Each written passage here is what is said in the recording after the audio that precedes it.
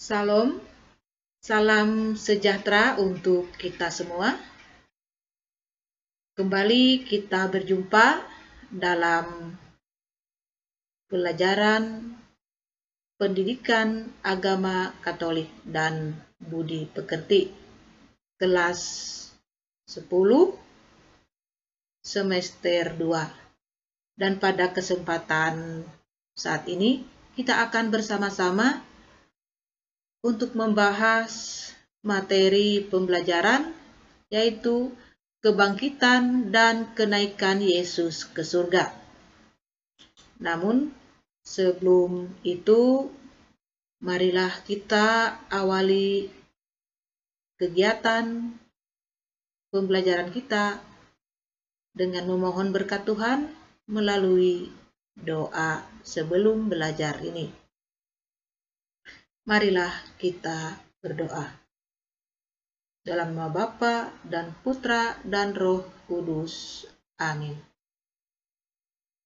Allah Tritunggal Kudus, Bapa, Putra, dan Roh Kudus, kami bersyukur dan berterima kasih karena boleh dipertemukan kembali melalui media pembelajaran ini untuk mendalami materi tentang kebangkitan dan kenaikan Yesus ke surga.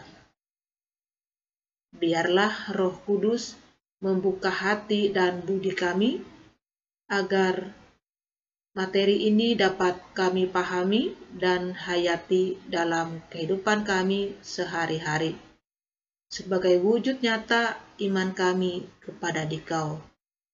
Demi Yesus Kristus, Tuhan dan pengantara kami. Amin. Dalam nama Bapa dan Putra dan Roh Kudus. Amin.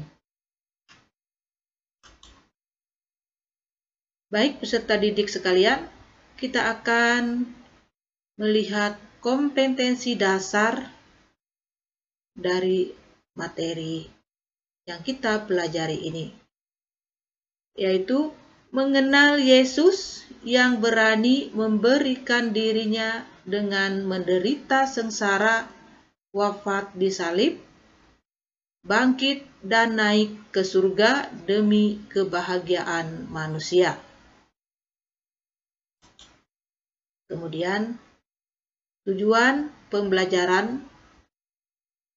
Pada akhir pelajaran, peserta didik mampu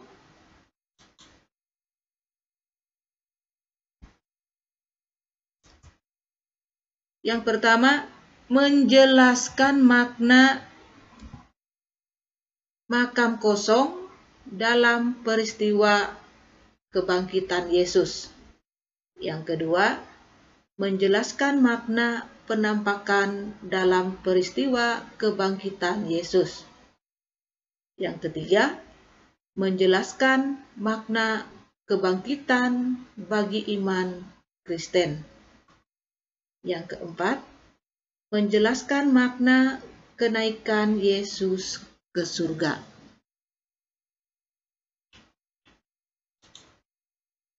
Baik, kita akan masuk ke materi kita.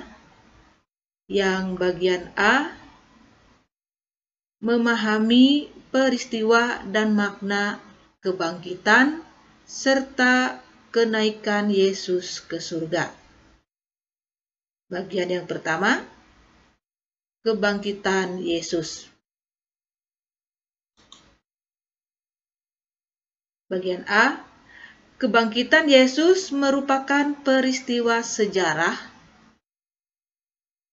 Perjanjian Baru menegaskan bahwa kebangkitan Yesus dari alam maut merupakan kejadian yang benar-benar terjadi dalam sejarah manusia dan sejarah keselamatan. Santo Paulus telah menulis kepada jemaat di Korintus sekitar tahun 56. Yang sangat penting telah kusampaikan kepadamu, yaitu apa yang telah kuterima sendiri, ialah bahwa Kristus telah mati karena dosa-dosa kita, sesuai dengan kitab suci. Bahwa Ia telah dibangkitkan pada hari yang ketiga, sesuai dengan kitab suci. Dan bahwa Ia telah menampakkan diri kepada Kefas dan kemudian kepada ke-12 muridnya.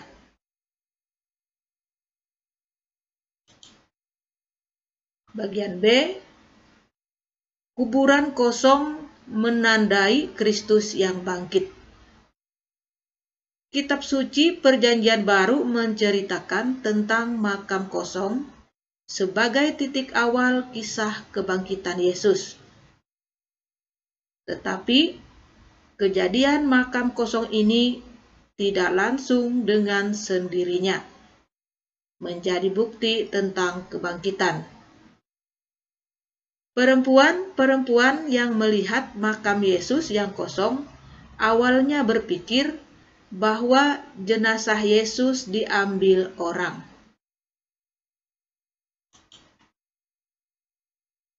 Walaupun demikian, makam kosong itu adalah satu bukti yang sangat penting untuk semua orang. Dengan melihat kejadian makam kosong dan melihat kain kafan yang terletak di tanah, maka mereka menjadi percaya bahwa Yesus benar-benar bangkit. Bagian C, Yesus menampakkan diri. Kisah bahwa Yesus bangkit dikuatkan dengan kisah penampakan Yesus. Pertama kali, Yesus menampakkan diri kepada Maria dari Magdala, Maria ibu Yakobus dan Salome. Merekalah saksi kebangkitan Yesus yang pertama kali. Sesudah itu, Yesus menampakkan diri kepada Petrus, kemudian kepada ke-12 muridnya.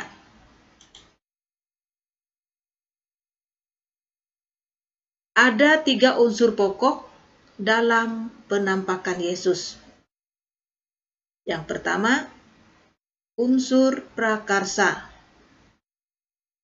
Inisiatif datang dari Yesus sendiri yang memprakarsai penampakan. Yesus menampakkan diri atau memperlihatkan diri. Istilah ini mau menunjukkan 2 hal kepada kita. Yang pertama, sesuatu yang biasanya tidak kelihatan, kini kelihatan. Setelah bangkit, Yesus tidak masuk dalam dunia yang kelihatan. Kedua, penglihatan pada murid yang melihat Tuhan. Setelah kebangkitannya, bukan penglihatan biasa.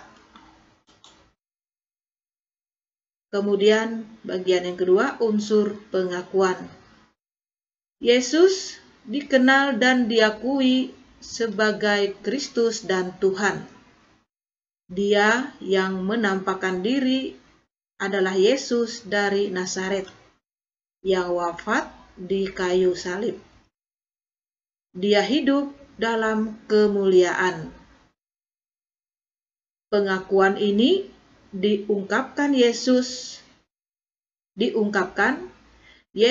bangkit dari antara orang mati pada hari ketiga. Kemudian yang ketiga, unsur kesaksian. Unsur yang cukup mencolok dari penampakan Tuhan adalah yang pertama, membuktikan bahwa penglihatan mengenai Yesus yang bangkit tidaklah diciptakan oleh daya khayal para murid sendiri, tetapi mendatangi mereka dari luar. Kedua, menunjukkan betapa Yesus diperbaharui oleh kebangkitannya. Ia tidak lagi persis sama seperti sebelum wafat dan bangkit.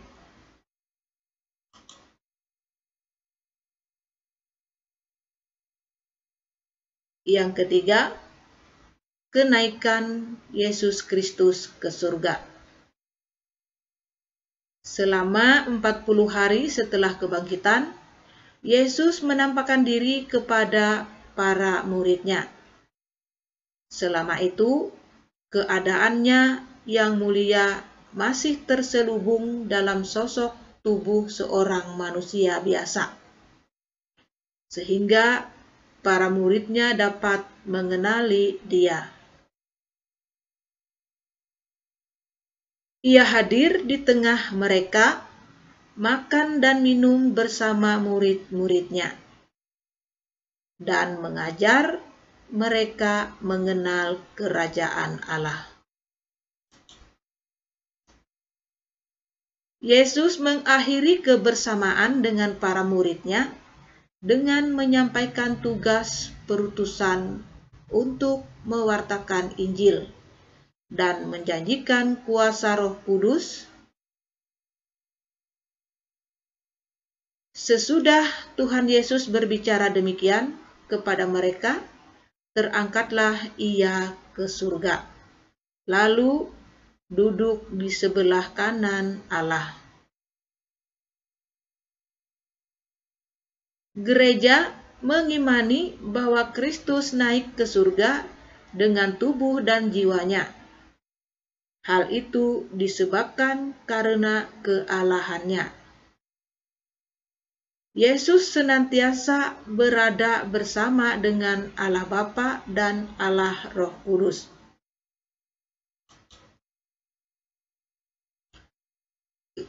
Kenaikan Yesus ke surga mempunyai makna bahwa Ia ditinggikan dengan setinggi-tingginya. Hal ini diungkapkan dengan perkataan, duduk di sebelah kanan Allah Bapa.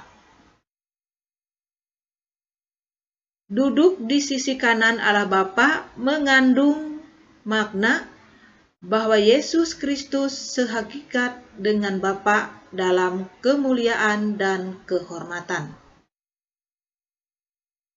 Duduk di sebelah kanan Bapa berarti awal kekuasaan Mesias.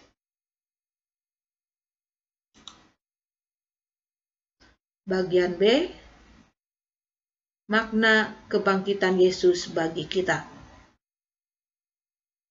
Jika Kristus tidak bangkit, maka sia-sialah pemberitaan kami dan sia-sialah juga kepercayaan kamu. Kebangkitan Yesus membuktikan bahwa apa yang diajarkan Yesus adalah benar. Selain itu, kebangkitan Yesus juga menunjukkan bahwa Yesus memang sungguh-sungguh Allah.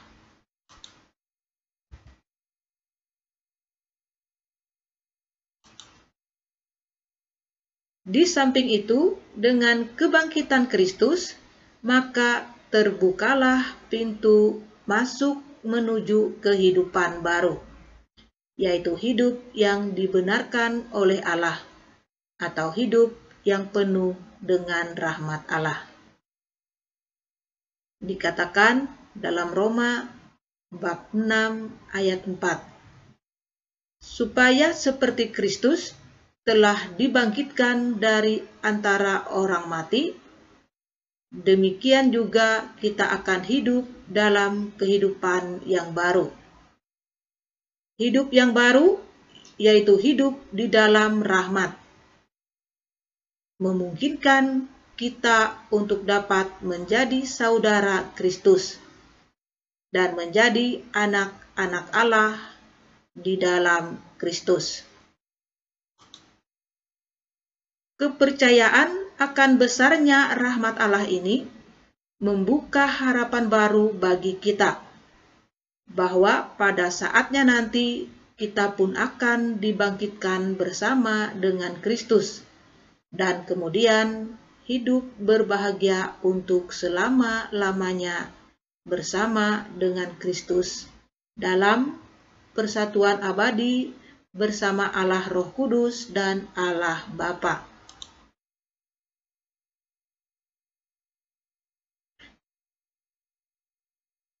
Bagian C, makna kenaikan Yesus ke surga bagi kita.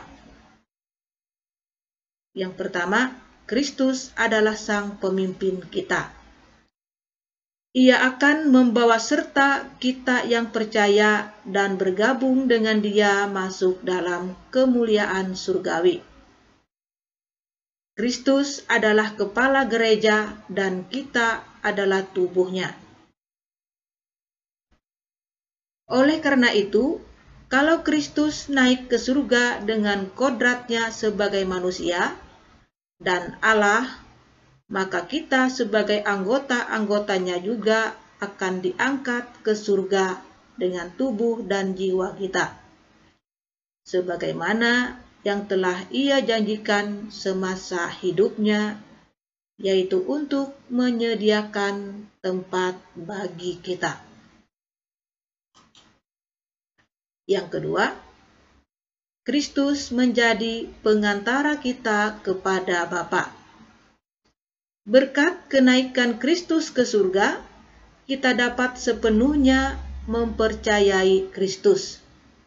Dia tidak hanya menjanjikan tempat di surga, tetapi telah menunjukkan kepada para murid Dia sendiri terlebih dahulu naik ke surga.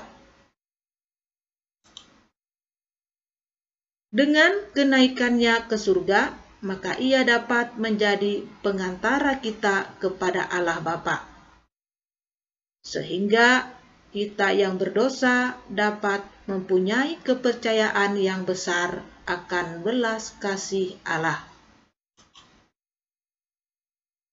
Yang ketiga, kita dipanggil untuk hidup berfokus pada hal-hal surgawi. Dengan kenaikan Kristus ke surga, maka Kristus sekali lagi menegaskan bahwa kerajaannya bukan dari dunia ini, namun dari surga. Oleh karena itu, sebagai umat beriman yang telah dibangkitkan bersama dengan Kristus dengan sakramen baptis, senantiasa mencari perkara-perkara di atas atau hal-hal surgawi. Dengan demikian, kita tidak boleh fokus pada perkara-perkara di bumi, melainkan pada perkara-perkara yang di atas atau hal-hal surgawi. Walaupun Yesus sekarang berada di surga bersama Bapa, tetapi kehadirannya bisa kita rasakan. Nah, bagaimana cara kita merasakan kehadiran Kristus? Yaitu dengan Ia hadir melalui sabdanya. Setiap kita membaca kitab suci, kita merasakan Yesus yang hadir dan bersabda kepada kita. Kemudian, Ia hadir dalam Ekaristi, terutama komuni, tubuh dan darah Kristus yang akan kita terima saat Ekaristi, merupakan tanda kehadiran Yesus Kristus dalam diri kita. Ia hadir untuk menguatkan iman kita. Ia hadir dalam sakramen-sakramen. Dalam sakramen, Kristus hadir untuk menyelamatkan kita. Kemudian selanjutnya, Ia hadir melalui para pemimpin gereja. Merekalah wakil Kristus di dunia. Melalui mereka, Yesus hadir sebagai imam, raja, dan nabi. Ia hadir melalui sesama kita. Semua tanda kehadiran Kristus itu hanya mungkin dapat dirasakan bila mana kita sungguh-sungguh percaya kepada Dia.